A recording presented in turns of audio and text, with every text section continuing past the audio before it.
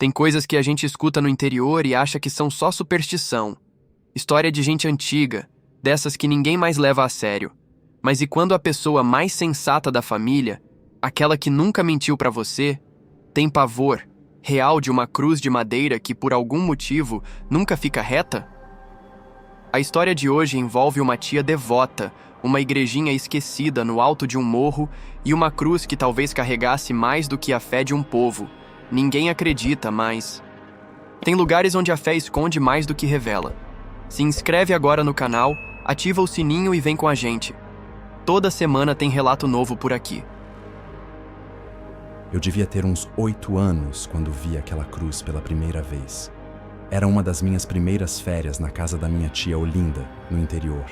Uma cidadezinha de nome esquecível, escondida entre serras e estradas de terra, onde tudo parecia ter parado no tempo, inclusive a fé das pessoas. Tia Olinda era o tipo de mulher que rezava antes de acender o fogão, benzia a água antes de dar para o cachorro e falava com o padre como se ele fosse parte da família. Eu gostava dela. Tinha um jeito firme, mas carinhoso, como se o mundo inteiro pudesse ruir lá fora que, dentro daquela casa, tudo continuaria seguro.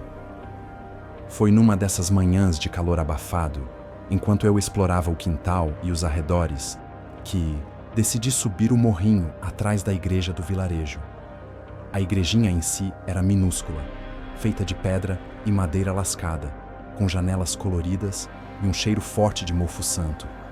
Atrás dela, entre mato crescido e umas pedras empilhadas, eu vi a cruz.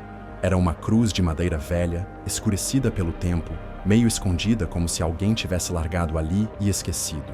Só que ela não estava reta. Ela nunca estava. Inclinada para a esquerda, num ângulo esquisito, como se estivesse tentando se libertar da terra. Com a inocência de criança, tentei empurrá-la para alinhar, mas antes que minha mão tocasse a madeira, ouvi a voz da minha tia lá de baixo. "Não mexe nessa cruz, menino! Ela entorta porque quer." A fala dela ficou na minha cabeça por dias. Ela entorta porque quer. Como assim? Naquela época, eu ri. Achei que fosse mais uma das manias dela. Mas o tom da voz, aquilo não foi brincadeira. Foi medo. E com o tempo, eu descobriria que aquele medo não era só dela. Era da cidade inteira. Com o tempo, eu comecei a perceber que a tia Olinda tinha um comportamento peculiar sempre que o assunto da cruz surgia. Não era apenas uma superstição qualquer. Havia algo mais profundo, algo que mexia com ela de uma forma que eu não conseguia entender na infância. Toda vez que eu, ou alguém da família, mencionava a cruz, ela mudava imediatamente de expressão. Seu sorriso se apagava e ela começava a mexer as mãos como se estivesse orando em silêncio. Às vezes, até fazia o sinal da cruz, rapidamente, como se pedisse proteção. Eu não entendia o motivo, mas isso acontecia com tanta frequência que se tornou um ritual invisível dentro da casa. O mais estranho, porém, foi o dia em que eu a vi ajoelhada no quarto dela, sozinha. A chuva caía forte lá fora e eu estava na sala brincando, quando ouvi o som de algo caindo. Corri até o quarto e encontrei minha tia, de olhos fechados, com as mãos unidas, rezando com fervor. Ela estava chorando, como nunca a tinha visto antes. Eu parei na porta, sem saber o que fazer, mas ela me viu e me pediu, entre soluços: "Não fale sobre isso, menino. Não agora." Ela estava falando sobre a cruz, claro, mas o que mais me marcou foi o que ela disse, baixinho, como um sussurro. Aquela cruz foi feita para enterrar um pecado que não ficou no chão. Eu ainda lembro dessas palavras. O tom dela era tão pesado que até me arrepio agora só de pensar. Naquele momento, eu sabia que aquilo não era apenas uma história de superstição. Minha tia acreditava que algo terrível estava ligado àquela cruz. E o medo nos olhos dela, aquilo era real. Claro, a família inteira achava que ela era religiosa demais, que sua fé transbordava e tomava conta de tudo ao seu redor. Eles riam dela, achavam graça. Mas para mim, aquilo não fazia sentido. Tia Olinda era forte. Ela não tinha medo de nada, exceto daquela cruz. Eu não sabia, mas logo o mistério da cruz começaria a me afetar também. Foi anos depois daquela cena da minha tia rezando em prantos que algo realmente estranho aconteceu. Eu já era adolescente, devia ter uns 15 ou 16 anos e estava passando mais uma temporada de férias na casa dela. Era verão, mas naquela noite o tempo fechou de um jeito esquisito. O céu ficou quase roxo, o ar parecia pesado e um vento forte começou a soprar por entre as árvores, como se alguém estivesse gritando lá no mato. A chuva veio de repente. Não era chuva de interior comum, era um temporal violento, com rajadas tão fortes que fazia as janelas tremerem. Os trovões vinham em sequência, quase sem intervalo, e o céu parecia aceso por relâmpagos ininterruptos. Acordei no meio da madrugada com um som que gelou minha espinha. O sino da igreja, ele. Ficava na torre da igrejinha do morro, mas estava quebrado há muitos anos. Enferrujado, esquecido, ninguém mais usava. Mas naquela noite, ele tocou. Não era imaginação. Era o som agudo e irregular de um sino sendo balançado com força. Por instinto, olhei pela janela e juro que vi por um segundo uma sombra escura subindo o morro contra o vento. Na manhã seguinte, minha tia não apareceu para o café. A porta do quarto dela estava trancada. Bati, chamei, mas tudo o que ouvi foi um sussurro rouco do outro lado. Fica dentro de casa hoje, só hoje. Ignorei. Meu lado curioso venceu. Peguei uma capa de chuva velha e subi até a igreja. O chão ainda estava molhado, escorregadio, e o céu permanecia nublado como se a tempestade tivesse deixado algo no ar. Chegando lá em cima, fui direto para os fundos e parei. A cruz não estava mais torta. Estava mergulhada no chão, enterrada até a metade. E não de forma natural. Ela estava inclinada para a frente, com a ponta da cruz fincada na terra, como se alguém tivesse tentado virá-la de cabeça para baixo. Parecia um gesto de desespero ou de aviso. Corri para casa, contei para os meus pais. Eles riram, disseram que era só o vento. Deixa de bobagem, menino. Aquilo lá é só madeira podre. Mas eu sabia o que vi, e não tinha nada de normal naquela noite. Anos se passaram. A vida foi me puxando para longe da cidadezinha, como acontece com quase todo mundo. Faculdade, trabalho, compromissos, e as visitas à tia Olinda ficaram cada vez mais raras. Mas mesmo distante, eu sempre lembrava dela com carinho e, claro, daquela cruz. Foi numa manhã comum, enquanto eu me preparava para mais um dia de trabalho, que recebi a ligação. Minha tia havia morrido, sem aviso, sem doença aparente. Dormiu e não acordou mais. O velório foi simples, pouca gente, a maioria, rostos envelhecidos da vizinhança. Quando cheguei, percebi que havia um silêncio estranho no ar. Não era só luto. Era como se ninguém soubesse exatamente o que dizer sobre a morte dela. Uma senhora me contou que naquela manhã, um vizinho havia subido até o morro e endireitado a cruz como um gesto simbólico, uma homenagem à fé da tia. Ela sempre se importou tanto com aquilo, ele disse. Parecia justo. Eu apenas assenti, sem conseguir explicar o incômodo que aquilo me causou. Naquela noite, decidi dormir na casa dela. A sala estava igual. Os móveis cobertos por lençóis finos, o cheiro de incenso e madeira antiga pairando no ar. Deitei no quarto que costumava ser o meu, mas o sono não veio fácil. Quando finalmente adormeci, sonhei. A cruz estava ali, naquele mesmo morro, só que dessa vez ela se mexia. Lentamente, como se girasse sozinha, arrastando a base na terra, até ficar apontada direto para mim. Acordei com um pulo, suando frio. Meu coração batia descompassado e levei alguns segundos para lembrar onde estava. Me levantei para beber água. Foi então que notei. Na cozinha havia marcas, pegadas de terra, molhadas, formando um caminho vindo da porta dos fundos, aquela que dava direto para o morro da igreja. Não havia chovido naquela noite. Eu estava sozinho na casa. Depois do velório, voltei para minha rotina, mas alguma coisa em mim não estava mais no lugar. Nas primeiras noites, achei que fosse só o luto. Mas então, os sonhos começaram. Toda noite, sem falha, sempre com a cruz. Às vezes, ela aparecia, cercada de velas acesas, tremeluzentes, como se estivesse no centro de algum ritual silencioso.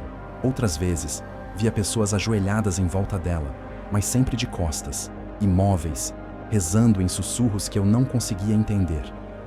Houve uma noite em que a cruz simplesmente se partiu ao meio, com um estalo seco. Eu acordei suando, o som ainda vibrando no meu ouvido como se tivesse sido real. Passei a dormir mal. Comecei a evitar dormir, e quando acordava, era com a sensação de que tinha esquecido algo importante, algo que minha tia queria que eu lembrasse.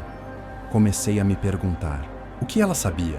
O que aquela cruz escondia que a fazia tremer daquele jeito só de ouvir falar nela? Com o tempo, aquilo virou obsessão. Eu precisava entender. Precisava cavar mais fundo, descobrir o que havia sido enterrado, não no chão, mas na memória daquela cidade. Fui até a paróquia local tentando encontrar qualquer registro. O padre que me atendeu era novo por lá, não conhecia a história, mas permitiu que eu olhasse os arquivos antigos. Entre papéis amarelados, encontrei anotações, rasuradas, registros incompletos de funerais e doações de terra para o cemitério. Quase nada sobre a cruz, como se ela não fizesse parte oficialmente de nada. Mas uma imagem me congelou. Uma foto antiga da igrejinha, provavelmente dos anos 50.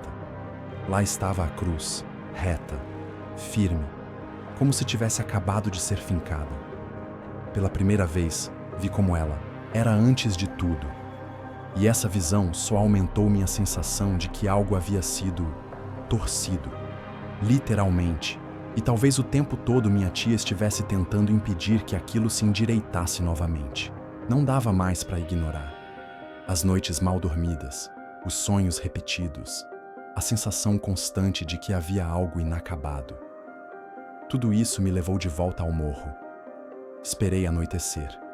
Levei uma lanterna, uma pá emprestada do vizinho e uma coragem que eu fingia ter. A subida parecia mais íngreme do que nunca. O mato alto arranhava minhas pernas, o ar estava parado, espesso. Quando cheguei aos fundos da igrejinha, lá estava ela, a cruz, torta, como sempre, inclinada como se recusasse a olhar para o céu. Mas aquela noite era diferente. Eu sentia, não era só madeira ali. Respirei fundo e comecei a cavar. No começo, era só terra, escura, pesada, com cheiro de umidade e raiz podre. Mas depois de alguns minutos, esse cheiro mudou. Ficou adocicado, rançoso, nauseante, um cheiro que não devia estar ali.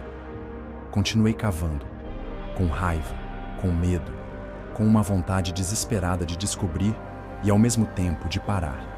Então, bati em algo, um som metálico.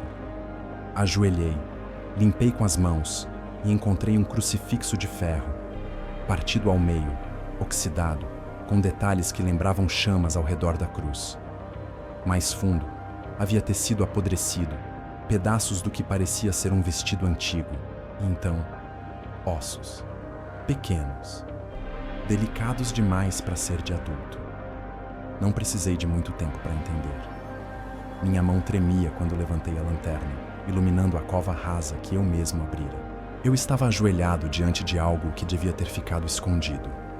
Algo que minha tia passou a vida tentando manter soterrado com orações e medo. Foi então que ouvi o sino, uma única badalada seca, vinda da torre enferrujada. Soou como uma sentença. Meu coração disparou. Virei em direção à cruz e vi. Ela estava se movendo, lenta, solene, como se algum fio invisível a puxasse. Saía da inclinação torta, se erguendo pouco a pouco até ficar perfeitamente reta. Perfeita. Imóvel. Silenciosa. Era como se, agora que o segredo havia sido desenterrado, ela finalmente pudesse ficar em paz. Mas eu não. Voltei para a cidade grande na manhã seguinte, dirigindo sem olhar muito pelo retrovisor. Não falei com ninguém, nem com os vizinhos, nem com o padre, nem com meus pais. Guardei tudo comigo, como se contar fosse dar voz ao que eu tinha desenterrado. Nos dias que se seguiram, O silêncio dentro de mim era pesado. As imagens vinham em flashes. O crucifixo partido, os ossos, a terra escura, o sino, mas eu mantive a rotina, como se nada tivesse acontecido, até que o telefone tocou. Era o padre da paróquia. A voz dele soava hesitante, quase tímida. Filho, eu achei que você quisesse saber. A cruz, ela nunca mais entortou. Desde aquela noite. Está reta até hoje. Agradeci em silêncio. Desliguei. E fiquei olhando para o nada por um bom tempo. Naquela noite, sonhei com minha tia pela última vez. Ela estava sentada na velha cadeira de palha da varanda, com as mãos sobre o colo. Me olhava com um sorriso sereno, tranquilo, como se dissesse, sem palavras: agora tá certo. Acordei com os olhos úmidos. E pela primeira vez em semanas, dormi de novo, sem medo. E aí? Será que a cruz torta guardava mesmo um pecado que não podia ficar enterrado? Ou será que foi o medo da tia Olinda que manteve aquele segredo preso no chão por tanto tempo? O que você faria se soubesse que sua família escondeu algo, assim, silenciosamente, geração após geração? Deixa seu comentário aqui embaixo. A gente lê todos, e quem sabe o próximo relato não vem daí. Vídeos novos toda semana com histórias como essa, baseadas em relatos reais ou quase impossíveis de acreditar. Então já sabe, se inscreve agora no canal, ativa o sininho e não perde o próximo. Até lá, durma bem, se conseguir.